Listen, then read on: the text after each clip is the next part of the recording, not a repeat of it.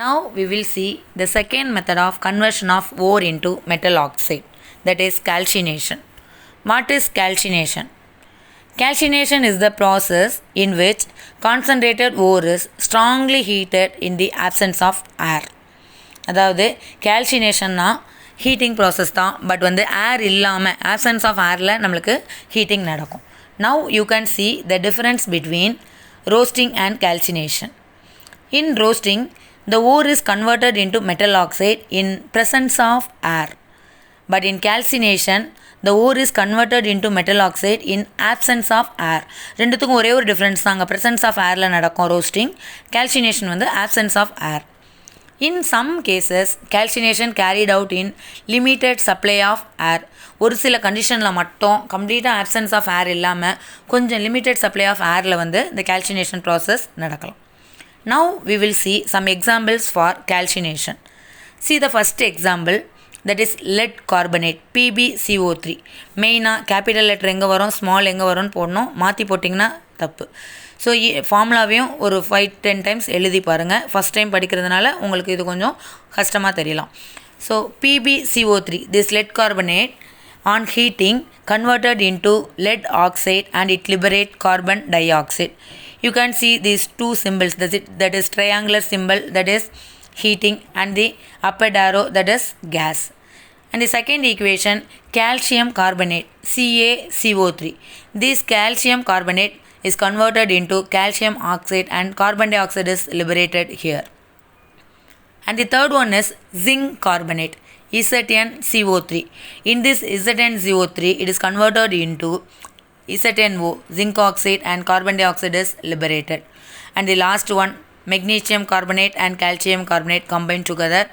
This is converted into separately magnesium oxide and calcium oxide. Carbon dioxide is liberated. இந்த 4 ஈக்குவேஷனும் பார்த்தீங்கன்னா நாலுமே நம்மளுக்கு balance ஆகிருக்கு. ஸோ எங்கேயுமே நீங்கள் பேலன்ஸ் பண்ண வேண்டிய வேலை உங்களுக்கு கிடையாது. So you can easily convert. During this calcination process, the water of crystallization present in the hydrated oxide escapes as moisture. அதாவது வாட்டர் ஆஃப் கிறிஸ்டலைசேஷன்னா நம்மளுக்கு H2O சேர்ந்து வந்தால், இப்போ 4 ஈக்குவேஷன்லேயும் பார்த்தோன்னா இந்த H2Oன்றது எங்கேயுமே இருக்காது. அப்போ இதெல்லாம் வாட்டர் ஆஃப் கிறிஸ்டலைசேஷன் கிடையாது.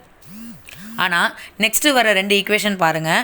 அதில் உங்களுக்கு ஃபஸ்ட்டு ஈக்குவேஷனில் Fe2O3.3H2O H2O சேர்ந்து வந்திருக்கும். ஸோ இந்த மாதிரி வந்தால் நம்ம இதை வாட்டர் ஆஃப் கிறிஸ்டலைசேஷன் சொல்கிறோம். ஸோ இந்த ஈக்குவேஷனில் வாட்டர் மாய்ச்சர் எஸ்கேப் சொல்லியிருப்பாங்க. அதாவது வாட்டர் தனியாக நம்மளுக்கு எக்ஸ்பெல் ஆகி வெளியே போயிடும். If any organic matter present that also get expelled. அதாவது ஆர்கானிக் மேட்டர் இம்ப்யூரிட்டிஸாக ஏதாவது இருந்தால் கூட அது வேப்பராக போகக்கூடிய இம்ப்யூரிட்டியாக இருந்ததுன்னா அதுவும் நம்மளுக்கு இந்த வேப்பரில் வெளியே போயிடும். See the first equation, Fe2O3.3H2O gives Fe2O3 plus 3H2O. Left சைடுக்கும் ரைட் சைடுக்கும் ஒரே ஒரு டிஃப்ரெண்ட் தான் இருக்கும். லெஃப்ட் சைடு டாட்னு இருக்கும், ரைட் சைடில் ப்ளஸ் இருக்கும். டாட்னா வாட்டர் கம்பைன் ஆகி இருக்குது, இல்லை ரைட் சைடில் பார்த்தோன்னா வாட்டர் நம்மளுக்கு தனியாக லிபரேட் ஆகி வெளியே போகுது. Triangular symbol indicates heat. And the second equation Al2O3.2H2O.